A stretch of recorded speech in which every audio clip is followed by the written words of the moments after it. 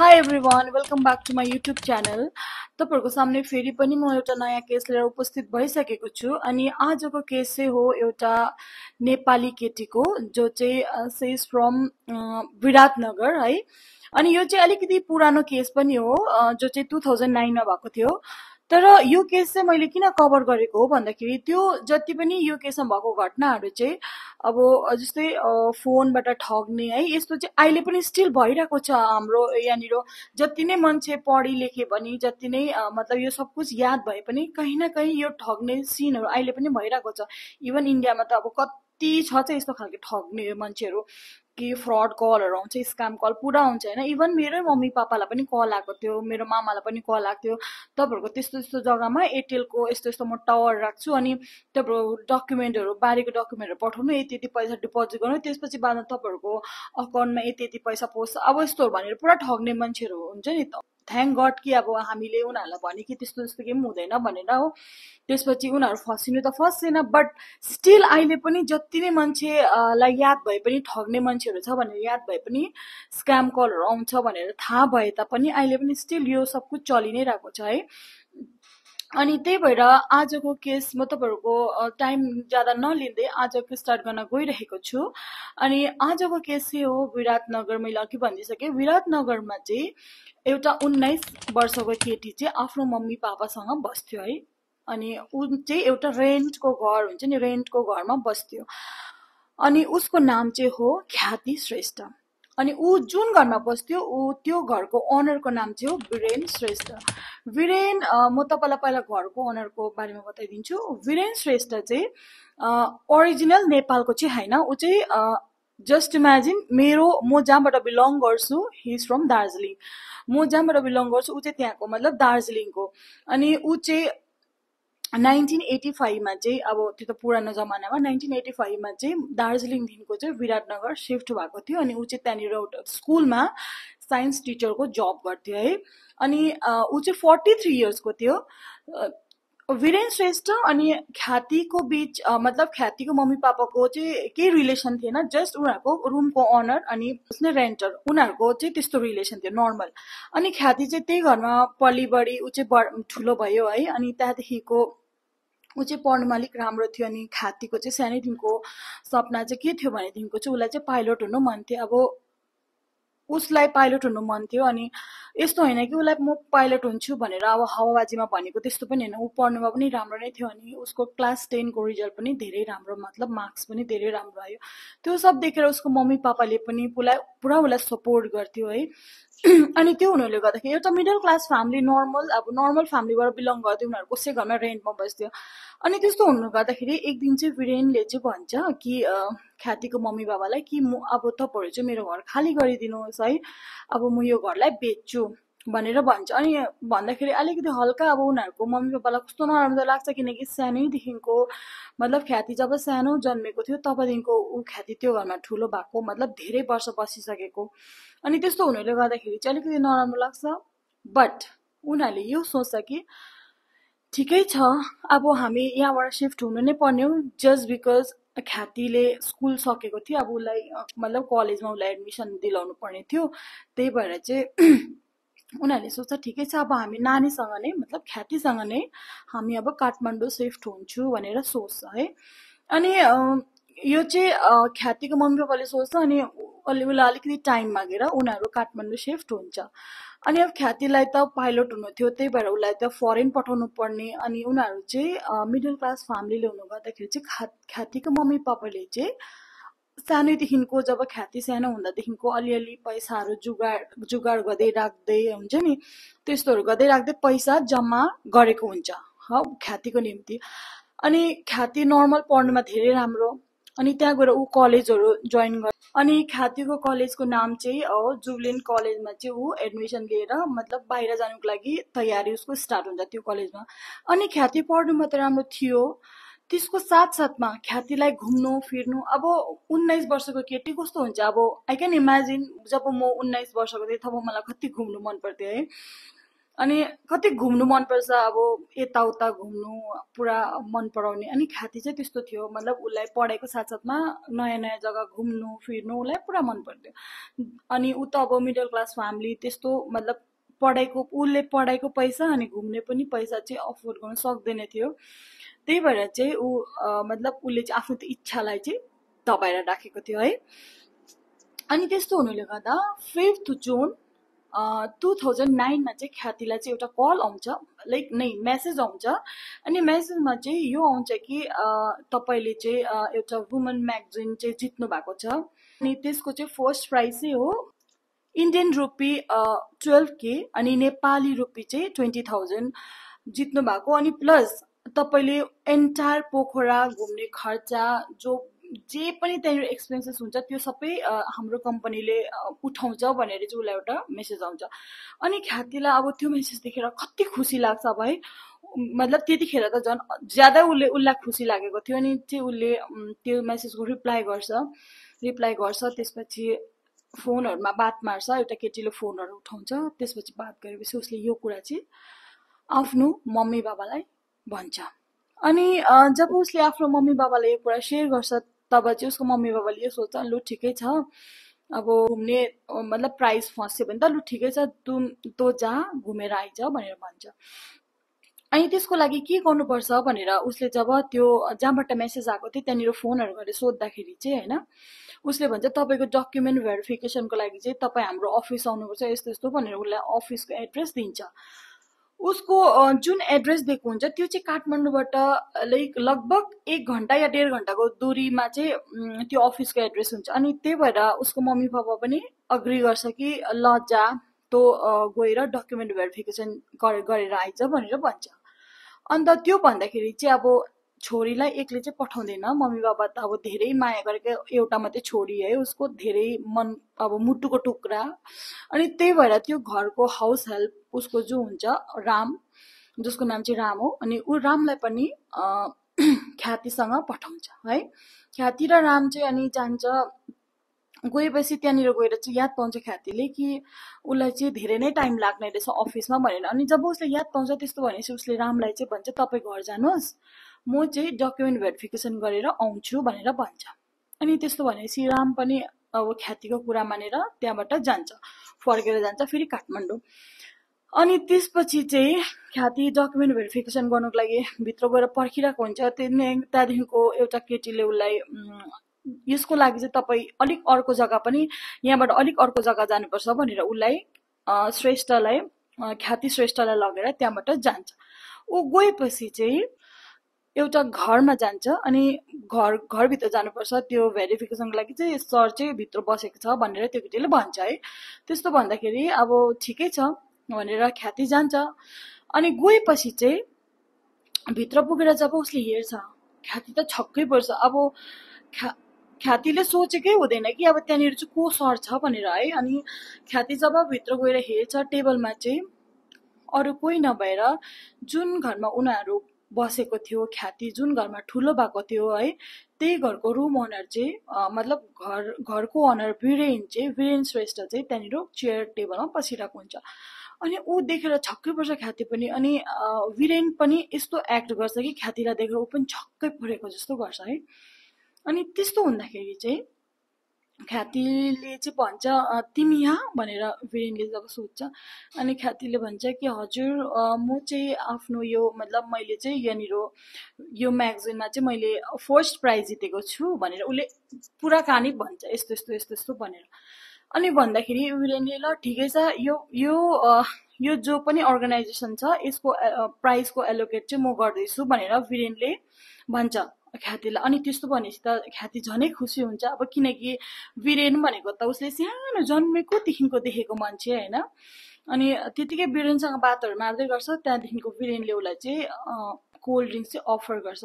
अब ठिकै छ, वीरेनले कोल्ड ड्रिङ्क्स अफर गर्यो, उसले पनि पिउँछ। वीरेनले चाहिँ कोल्ड ड्रिङ्क्समा चाहिँ स्लिपिङ पिल्स अलरेडी लगाएर चाहिँ दिएको हुन्छ। अनि उसले जब त्यो पिउँछ कोक, अनि ऊ चाहिँ बेहोस हुन्छ त्यहीँनिर। त्यसपछि अब छोरी त दिउँसो मतलब घरबाट बिहानै निस्केको, अब दिउँसो भइसक्यो आउँदैन। फेरि एकछिनमा राम आइपुग्छ घरमा कि यस्तो यस्तो मलाई जानु भनेर पठायो ख्याति बेटाले भनेर नानीले भनेर भन्छ। अनि अरे अब छक्कै पर्छ, किन छोडेर आएको एक्लै यस्तो यस्तो भनेर आमा बाबाले भन्छ।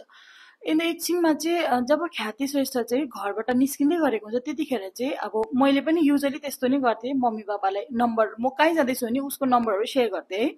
ख्यातिले पनि सेम, ऊ जहाँ जाँदै थियो त्यहाँनिर त्यो जहाँबाट उसलाई फोन या मेसेज आएको थियो त्यो नम्बर चाहिँ आफ्नो पापासँग सेयर गरेको हुन्छ। जब उसले चाहिँ ख्यातिको फोनमा फोन गर्छ, ख्यातिले फोन उठाउँदैन। अनि फेरि उसको ख्यातिको पापाले चाहिँ त्यो नम्बरमा फोन गर्छ जहाँबाट उसलाई मेसेज आएको थियो, त्यो नम्बरले पनि फोन उठाउँदैन। तब त उसलाई डर लाग्छ मनमा है, ला अब नानी एक्लै छ, 19 वर्षको छोरी, अब के त भएन भन्ने अब आमा बाबाको मन है कति डर हुन्छ। अन्त त्यस्तो हुँदाखेरि चाहिँ ख्यातिले चाहिँ ख्यातिलाई चाहिँ कति फोन गर्छ, उठाउँदैन। त्यसपछि आमा बाबा डराएर ख्यातिलाई खोज्नु निस्किन्छ घरबाट। निस्केपछि यताउता गल्लीहरू है, अब त्यो काठमाडौँमा कति चाहिँ खोजोस्, खोज्यो पाउँदैन, बेलुका भइसक्यो आउँदैन नानी। त्यहाँदेखिको त्यो जोसँग उसलाई पठाएको हुन्छ उनीहरूको हाउस हेल्प उसँग चाहिँ उसलाई चाहिँ अलिक गाली गर्छ उनीहरूको मम्मी बाबाले, किन छोडेको यस्तो त्यस्तो भन्दै। त्यहाँदेखिको एकछिनमा चाहिँ एउटा मेसेज आउँछ ख्यातिको पापालाई चाहिँ। मेसेजमा चाहिँ यो लेखेको हुन्छ कि तपाईँको छोरी चाहिँ किडन्याप भएको छ, अगर तपाईँलाई चाहिँ तपाईँको छोरी प्यारो छ या तपाईँको छोरी वापस चाहियो भने चाहिँ तपाईँ चाहिँ 10 लाख पैसा चाहिँ हामीलाई दिनुहोस्, अनि त्यो पैसा हामीलाई दिनुहोस् अनि छोरी लगेर जानुहोस् भनेर मेसेज आउँछ। त्यस्तो सुनेपछि त ख्यातिको बाबा त डरले काम्दै आफ्नो ख्यातिको मम्मीको पासमा जान्छ। अनि ख्यातिको मम्मीलाई गएर भन्छ, डराउँदै उसले हुन्छ नि हातहरू पनि काम्दै डराउँदै मेसेज देखाउँछ।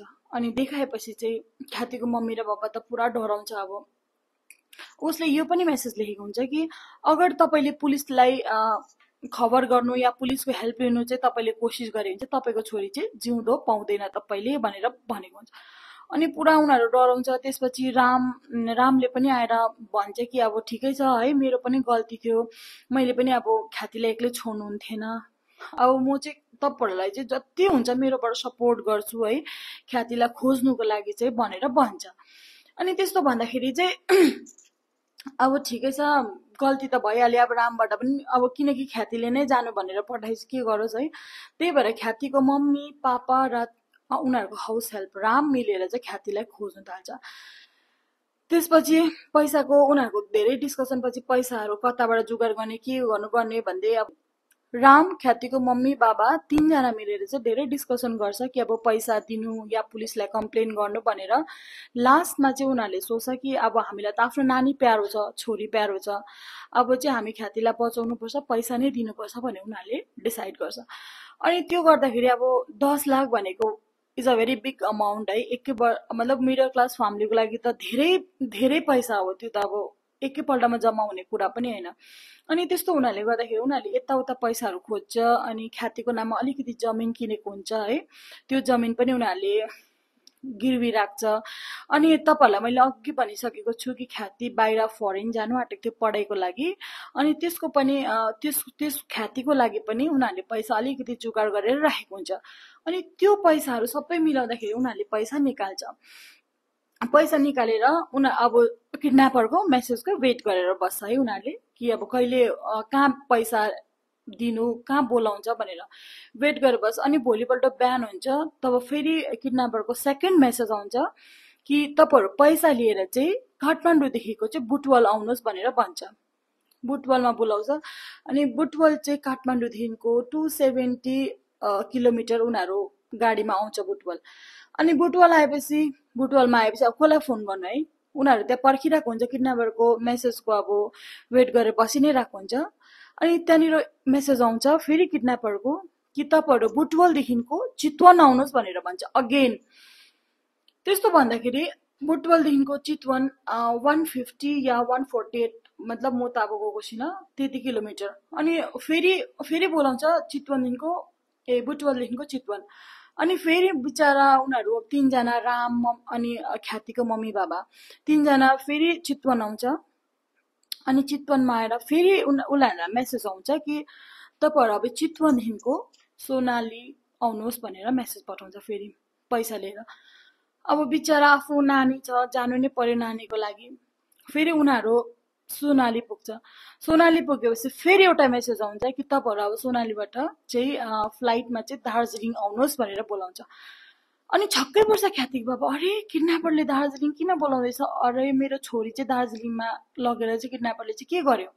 अब हुन्छ नि, अब दार्जिलिङ भनेको त दार्जिलिङमा चाहिँ नेपाली गोर्खाली बस्छ, अब नेपाली नै हो होइन। ऊ त छक्कै पर्छ, अरे किन बोलायो होला भनेर। अब जब छक्कै पर्छ त्यसपछि तर पनि अब आफ्नो छोरी प्यारो जानु नै पर्यो। अनि त्यहाँबाट उनीहरू फ्लाइटहरू म्यानेज गरेर दार्जिलिङ पुग्छ।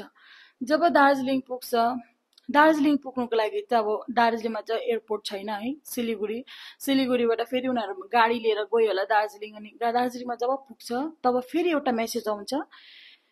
अब त्यो मेसेजमा चाहिँ पैसा कहाँ छोड्नु पर्ने त्यसको चाहिँ होटेलको एड्रेस लेखेको हुन्छ, तर त्यो होटेल चाहिँ नेपालभित्रकै हुन्छ, फेरि नेपालभित्रकै एड्रेस दिएको हुन्छ। अनि एउटा मेसेज फेरि आउँछ त्यतिखेर चाहिँ यो एड्रेसमा पैसा लिएर चाहिँ रामलाई पठाऊ भनेर उसले मेन्सन गर्छ। अब राम भनेपछि अब त्यो उनीहरूले पनि सोच्नुपर्ने कुरा त्यतिखेरै थियो ख्यातिको मम्मी बाबाले कि राम भनेपछि उनीहरूले अब चिन्छ होला है, पुरा मेरो फ्यामिलीलाई नै चिन्छ होला भनेर, कोही हाम्रो करिबकै मान्छे हो भनेर चाहिँ, नजिकैको मान्छे हो भनेर चाहिँ चिन्नु पर्ने। बट उनीहरूको पनि अब छोरी यस्तो भइरहेको है, पैसा म्यानेज गरेर गएको, कति दिमागमा टेन्सन भइरहेको होला, चलेन होला दिमाग। अनि उनीहरूले रामलाई, जसो किडन्यापरले भन्छ, अनि रामलाई चाहिँ पैसा दिएर चाहिँ पठाउँछ है त्यो जग्गा। अनि गएपछि उनीहरू काकरभिट्टाबाट काठमाडौँ जान्छ। उनीहरूलाई मेसेज आउँछ कि अब म पैसा पाएपछि चाहिँ तपाईँको छोरी काठमाडौँ नै पठाइदिन्छु भनेर भन्छ है। अनि उनीहरू काठमाडौँ काकरभिट्टा आउँछ, अनि काकरभिट्टाबाट काठमाडौँ जान्छ, अब छोरी त्यहाँ आउँछ होला भनेर।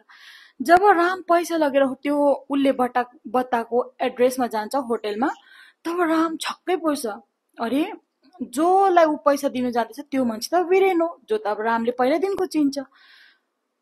अनि अब रामलाई त मनमा कस्तो डर लाग्छ, शङ्का लाग्छ उमाथि है। अनि त्यसपछि चाहिँ वीरेनले चाहिँ रामलाई धम्काउँछ, अगर तैँले चाहिँ यो बात चाहिँ अरू कसैलाई भनिस् या ख्यातिको मम्मी बाबालाई भनिस् भने तँलाई ख्यातिको मम्मी बाबा सबैजना म मारिदिन्छु भनेर भन्छ। अनि त्यस्तो भनेपछि त राम धेरै डराउँछ, रामलाई धेरै डर लाग्छ है। अनि त्यस्तो पछि राम पनि फर्केर जान्छ काठमाडौँ। काठमाडौँमा पुग्छ, वेट गर्छ उनीहरूले 1 दिन 2 दिन। अब त्यो न किडन्यापरको मेसेज पनि आउनु छोड्यो, किडन्यापरको फोन पनि लाग्दैन। तब चाहिँ उनीहरू लास्टमा चाहिँ केही उपाय नलागेर चाहिँ जान्छ पुलिस स्टेसन। पुलिस स्टेसनमा गएर उनीहरूले एन्टायर कहानी बताउँछ त्यहाँनिर है। अनि कहानी बताएपछि चाहिँ पुलिस पनि पहिला चाहिँ रिसाउँछ अब उनीहरूसँग, अरे यस्तो यस्तो भएको रहेछ, पहिला किन नभनेको भनेर भन्छ। अब उनीहरूले भन्छ पहिला मेरो नानी, अब मलाई डर लाग्यो है पहिला भन्नु चाहिँ, उसले नानी मारिदिन्छु भनेर धम्काएपछि त अब को चाहिँ डराउँदैन, डर लाग्छ। त्यसपछि पुलिस फर्स्टमा त अलिकति रिसाएको जस्तो गर्छ, त्यहाँदेखिको पुलिसले चाहिँ आफ्नो इन्भेस्टिगेसन स्टार्ट गर्छ। गरेपछि पहिला अब आमा ख्यातिको मम्मी पापा र जो राम थियो उसलाई राखेर सोधीखोजी गर्छ। सोधीखोजी गरेपछि कहाँ गयो कस्तो कस्तो सबै डिटेल्स उनीहरूले भन्छ। अनि त्यहाँनिर अब अलिकति मतलब अचम्मको कुरा के थियो भनेदेखिको रामले जो पैसा दिएको थियो त्यो चाहिँ वीरेन थियो भनेर रामले पुलिसलाई भन्छ। त्यो भन्नु चाहिँ अब धेरै मतलब यो केसलाई चाहिँ अलिकति हेल्प गर्यो, रामको यो स्टेटमेन्टले चाहिँ अलिकति केसलाई हेल्प गर्यो है। अनि त्यसपछि पुलिसले खोज्नु थाल्छ सबैभन्दा पहिला वीरेन श्रेष्ठलाई। खोज्दाखेरि पहिला उसको घरमा जान्छ, घरमा गएर हेर्दाखेरि घरमा केही सामान हुँदैन, ओन्ली एउटा बेड हुन्छ, जो त्यो बेड पनि अब त्यस्तो राम्रो बेड होइन, हुन्छ पुरानो बेड हुन्छ, घरमा अरू केही सामान हुँदैन, एक्सपेन्सिभ कुरा त केही हुँदैन त्यो घरमा। अनि यताउता सोधीखोजी गर्दाखेरि याद पाउँछ कि वीरेनले त त्यो घरमा त कहिलेदेखिकै आएको छैन, वीरेनको घर त्यो त कहिलेदेखिको बन्द छ, क्लोज छ भनेर भन्छ है। अनि पुलिस यताउता खोज्दै गरेको हुन्छ, वीरेनको लोकेसनहरू ट्रेस गर्दै खोज्दै गरेको हुन्छ। अनि त्यत्तिकै खोज्दै धेरै दिन बादमा काठमाडौँको अलिकति टाढो, मतलब काठमाडौँदेखिको धेरै टाढो जङ्गलबाट एउटा टाउको चाहिँ पाउँछ, ओन्ली टाउको चाहिँ पाउँछ पुलिसले। अनि पाएपछि त्यो टाउको चाहिँ कुहिँदै गरेको हुन्छ अलरेडी। अनि त्यो नचिन्ने अब टाउको चाहिँ नचिन्ने भइसकेको हुन्छ है, अनुहारहरू कुहिएर झरिसकेको हुन्छ। अनि त्यो टाउको पाउँदाखेरि पुलिसले सोच्छ कि अब यो कुरा त ख्यातिको मम्मी बाबालाई भन्यो भने त डराउँछ, अब त्यो कसको टाउको हो उनीहरूलाई थाहा पनि त हुँदैन है पुलिसले। अनि त्यस्तो हुँदाखेरि चाहिँ पुलिसले अरू अझै खोज्दा, त्यो जङ्गल वरिपरि खोज्दाहरू खोज्दा खोज्दा त बडीको एउटा एउटा पार्टहरू पुलिसलाई पाउँछ, पिस पिस पार्टहरू। अनि जब पुलिसले त्यो पाउँछ डल्लै फेरि डिएनए टेस्टहरू गर्छ है, त्यो सब कुछ गर्दाखेरि त उसको डिएनए मिल्छ ख्यातिको मम्मी बाबासँग। अनि मिल्छ त्यसपछि अब ख्यातिको मम्मी बाबालाई त अब कस्तो त्यतिखेरको सिचुएसन, अब म त इमेजिनै गर्न सक्दिनँ त्यस्तो कुराहरू। अब तपाईँहरू आफै इमेजिन गर्नु होला कि कस्तो चाहिँ के चाहिँ बित्यो होला ख्यातिको मम्मी बाबा माथि चाहिँ, जब उनले चाहिँ आफ्नो छोरी चाहिँ अब जुन छोरी चाहिँ पाइलट हुन्छु भनेर सोचेको थियो, ऊ छोरीको चाहिँ पिस पिस त्यो जो पिस अलरेडी कुहिँदै गरेको छ, त्यस्तो पाउँदाखेरि चाहिँ उसको मम्मी पापाको मनमा चाहिँ कस्तो बित्यो होला, कस्तो दुःख भयो होला, त्यो चाहिँ कसैले इमेजिन गरेर पनि इमेजिन नगर्नु सक्ने कुरा हो। त्यो डर चाहिँ अब कसैलाई मलाई अलिकति तिम्रो डर देऊ, मसँग सेयर गर, मसँग बाँट भन्दाखेरि पनि त्यो डर चाहिँ नबाटिने कुरा हो है। त्यो एउटा आमा बाबाको लागि चाहिँ कति हदसम्मको दुःखको कुरा हो, यो चाहिँ अब म भन्नु पनि सक्दिनँ या कसैले पनि भन्नु सक्दैन यस्तो कुरा चाहिँ। अनि पुलिसको खोजी तलासको 18 दिन पुलिसले खोज्दा, नेपाल इन्डिया पुरा दार्जिलिङ खोज्दा, छान मार्दा मार्दा मार्दा चाहिँ वीरेनलाई चाहिँ 18 दिनमा चाहिँ उनीहरूले अरेस्ट गर्छ। जब पुलिसले अरेस्ट गर्छ तब डाइरेक्ट सोधीखोजी गर्न थाल्छ, तैँले के गरिस् कसो गरिस् यस्तो यस्तो भनेर पुलिसले अब एकदमै सख्त तरिकाले उसलाई सोधीखोजी गर्न थाल्छ है। अनि जब उसले सोधीखोजी गर्छ त्यतिखेर चाहिँ वीरेनले चाहिँ आफ्नो गल्ती एक्सेप्ट गर्छ, हो मैले यस्तो यस्तो गरेको हो भनेर एक्सेप्ट गर्छ। अनि गर्दाखेरि चाहिँ रिजन पुग्छ अब किन चाहिँ गरिस् भनेर है। अनि त्यो जब सोद्धाखेरि चाहिँ भन्छ कि वीरेन चाहिँ वेल फ्यामिलीबाट बिलङ, मैले भने अब 1985 त्यतिखेरको जमानामा पनि ऊ पढेर एउटा साइन्स टिचर भएको थियो भनेपछि अभियसली ऊ एउटा वेल फ्यामिलीबाट नै बिलङ गर्थ्यो है। त्यतिखेरको जमानामा कतिजना मान्छेहरूलाई अब पढ्थेन पनि, उनीहरूले स्कुल भनेको पनि थाहा थिएन होला, तर त्यतिखेर पनि वीरेनले चाहिँ पढेर एउटा साइन्स टिचर भएको थियो। ऊ राम्रो फ्यामिलीबाट बिलङ गर्थ्यो, प्लस ऊ त्यहाँनिर राम्रो अर्निङ गर्थ्यो है। त्यस्तो हुनाले गर्दाखेरि चाहिँ उसले चाहिँ 2टा घर पनि बनाएको थियो, रेन्टहरूमा पनि देख्थ्यो सबै घरहरू, अनि राम्रो उसको लाइफ चल्दै थियो। तर ऊ चाहिँ एक दिन चाहिँ कसिनोमा चाहिँ जान्छ, अनि एक दिन जुवा खेल्छ, पैसाहरू जित्छ, 2 दिन जुवा खेल्छ, पैसाहरू जित्छ है। फर्स्टमा चाहिँ उसले पुरा पैसाहरू जित्छ, त्यहाँदेखि उसले पुरा इन्जोय पनि गर्छ। त्यहाँदेखिको बादमा उसलाई जब कसिनोको आदत लाग्नु थाल्छ तब चाहिँ ऊ हार्नु थाल्छ कसिनोमा हार्दै जान्छ। एउटा घर बेच्छ, त्यो घरको सामान बेच्छ, फेरि उसले अर्को घर बेच्ने। मैले भनिसकेँ वीरेनले चाहिँ ख्यातिको मम्मी बाबालाई भनेको छ म घर बेच्छु भनेर है। त्यतिखेर चाहिँ वीरेनको मम्मी बाबाले उसको किन बेच्नु यो त्यो भनेर रिजन त जान्नु कोसिस नै गर्दैन, किन अब जान्नु है, किनकि घरको ओनरले भन्दैछ बेच्छु भनेपछि उसको घर हो, उसको खुसी। अनि त्यतिखेर चाहिँ ऊ चाहिँ घरहरू बेच्छु भनेर भनेको हुन्छ। अनि उसले त्यो घरहरू पनि बेचेर सब कुछ गरेर उसले चाहिँ कसिनोमा पुरा पैसा हारिसकेको हुन्छ है। पैसा हार्दाखेरि चाहिँ अनि उसले चाहिँ कसिनोमा पुरा उसको बाँकी भएको हुन्छ, अनि बाँकी चाहिँ तिर्नुको लागि चाहिँ उसले यो काण्ड गरेको हुन्छ।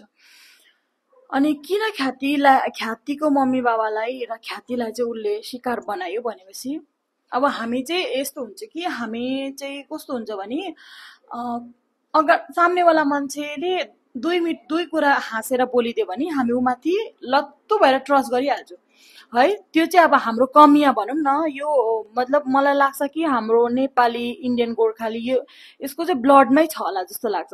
काइन्ड हार्टेड हुन्छ नि, कसैले केही दुःखको कुरा सुनायो भने चाहिँ रुएर पनि त्यो मान्छेले हेल्प गर्नुको लागि आफू बाँकी खोजेर होस् जे गरेर होस् अब त्यो मान्छेले हेल्प गर्नुको लागि हामी रेडी हुन्छौँ।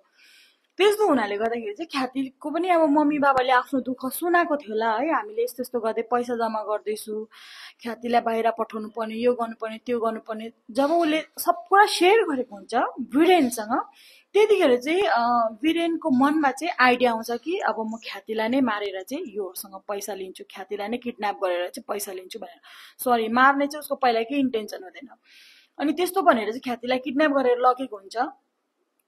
जब ख्यातिलाई किडन्याप गरेर लगेर वीरेनले पैसाहरू माग्छ। त्यहाँबाट पैसा मागेपछि ख्यातिको होस आउँछ। होस आएपछि ख्यातिले चिन्छ वीरेनलाई है, अब वीरेनले यस्तो यस्तो गरे भनेर। उसले चाहिँ पुलिसको डरले, अब ख्यातिलाई जिउँदै छोडिदियो भने त उसले त पुलिसलाई गएर सब कुछ भन्छ, अनि पुलिसले उसलाई पक्रिन्छ भनेर चाहिँ उसले चाहिँ ख्यातिलाई चाहिँ मारिदिएको। ख्यातिको चाहिँ पहिला गला दबाएर मार्छ है। गला दबाएर मारेपछि चाहिँ अब लास त ठेगाना लाउनु पर्यो। कसरी लाउनु, उसले पुरा दिमाग चलाउँछ। त्यसपछि चाहिँ उसले चाहिँ ख्यातिलाई चाहिँ पिस पिस पारेर काटेर चाहिँ जङ्गलमा फ्याँकिदिन्छ। उसले चाहिँ यो सोचेर फ्याँकेको हुन्छ कि कोही जानवरले आएर खान्छ या खाओस् भनेर चाहिँ फ्याँकेको हुन्छ। तर अब भगवानले चाह्यो है, जस्तै ठुलो क्राइम गर, जति नै तिमी स्मार्ट हो तर पनि क्राइम चाहिँ कहिले पनि छुप्दैन है। त्यही भएर भगवानले पनि यही चाहन्थे कि वीरेन पक्रोस् भनेर। त्यही भएर चाहिँ त्यो लास, त्यो ख्यातिको बडीलाई कोही जानवरले खाँदैन अनि पुलिसले पाउँछ, अनि त्यसरी चाहिँ वीरेन पक्राउमा पर्छ। वीरेनले पुरा प्लानिङ बनाएको हुन्छ। इभन ख्यातिको ही क्लासमेट हुन्छ नि, जो ख्यातिसँग पढ्ने क्लासमेट, उसले हायर गर्छ एउटा केटी, अनि हायर गरेर चाहिँ भन्छ कि तिमीले चाहिँ ख्यातिलाई फोन गरेर यसरी बोलाऊ भनेर भन्छ। ख्यातिलाई फोन गरेर तिम्रो लकी ड्रमा यस्तो यस्तो भयो भने ख्यातिलाई फोन गरेर बोलाउनु, रुमसम्म ल्याउनु त्यो केटीको काम हो। त्यहाँदेखिको उता जति पनि क्राइम गरे सब वीरेनले एक्लै गरेको क्राइम हो। तर त्यो केटीको पनि गल्ती छ, किनकि अब वीरेनले त्यस्तो गर्नु भन्दामै उसले किन गर्यो है। अब एउटा केटी भएर एउटा क्लासमेट है, उसले पहिल्यै ख्यातिलाई भन्नु सक्थ्यो कि वीरेनले यस्तो यस्तो गर्दैछ तिम्रो बारेमा। अब म चाहिँ मलाई कसैले त्यसरी हायर गरे भए चाहिँ म चाहिँ गएर त्यो मान्छेलाई भन्थेँ तेरो बारेमा चाहिँ यस्तोले चाहिँ यस्तो प्लानिङ गर्दैछ भनेर भन्थेँ। या म यो भन्थेँ कि तेरो बारेमा चाहिँ मलाई यस्तोले चाहिँ यस्तो झुट बोल्नु भनेर भन्यो भनेर भन्थेँ। तर अब के गर्नु, पैसा है, पैसाले चाहिँ मान्छेलाई कहाँ कस्तो अपराधहरू गर्नु चाहिँ मजबुर गराउँछ भनेपछि चाहिँ अब तपाईँहरू सोचिसक्नुहुन्छ होला। त्यो मान्छेले, वीरेनले चाहिँ त्यो ख्यातिको साथीलाई पनि कुछ पैसा दिएर चाहिँ त्यो काम गर्नु लगाएको थियो। अब पैसा दिएपछि पैसामा अन्धा भयो, गरिदियो काम। उसले यो सोचेन मैले कसैलाई फोन गरेर बोलाएँ है, उसको जान जान्छ होला, के हुन्छ होला, उसले केही सोचेन। बस मेरो काम हो फोन गरेर बोलाउने, त्यहाँदेखि उता जेसुकै होस्। अब यतिको पनि क्रुएल मान्छेहरू हुँदो रहेछ यो दुनियाँमा। अब अनि त्यो भएर अब ख्यातिको मर्डरको बादमा चाहिँ उसको मम्मी बाबालाई कस्तो भयो होला, के बित्यो होला, अब त्यो त मैले अघि भनिसकेँ, कसैले इमेजिन गर्न सक्दैन है। अनि आजको केस चाहिँ यति नै हो। वीरेनलाई चाहिँ 39 इयर्सको जेल भयो, अनि जुन त्यो केटी थियो उसलाई चाहिँ 10-15 साल कतिको जेल भयो।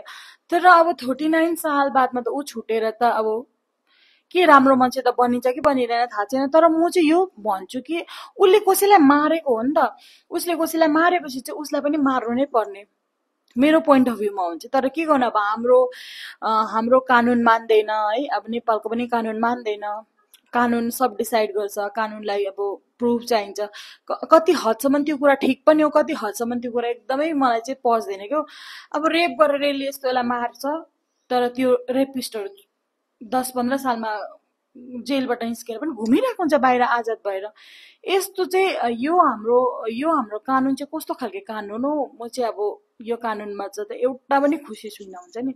यो कानुन चाहिँ मलाई चाहिँ लाग्छ कि यस्तो कानुन चाहिँ चेन्ज गर्नुपर्छ भनेर।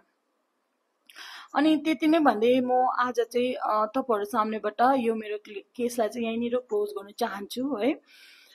मलाई थाहा छ मैले भन्दैछु म मतलब back to back video upload गर्छु भनेर, तर अलिकति अब लाइफमा अलिकति अब सबैको लाइफमा उतार चढाव भइरहेको हुन्छ।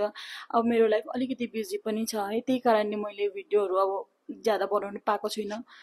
आई होप फ्युचरमा म तपाईँहरूलाई निराश गर्दिनँ। अहिले सुरुमा मैले जस्तो भिडियोहरू हाले पनि तपाईँहरूले मन पराएर हेरिदिनु होला है। आई नो यो मेरो स्टार्टिङ हो, जहाँनिर कतिवटा गल्तीहरू पनि हुन्छ, त्यसको लागि म तपाईँलाई पहिला नै सरी भन्छु। अनि यो त अब मैले सिक्दैछु, पछि गएर बादमा तपाईँहरूलाई राम्रोभन्दा राम्रो क्राइम स्टोरीहरू म कभर गर्छु या कभर गर्ने कोसिस गर्छु। कोसिस अझै पनि जारी छ है। यति भन्दै म आज तपाईँहरूको सामनेबाट बिदा लिन चाहन्छु। Please do like, share and subscribe my channel. Stay safe, by by.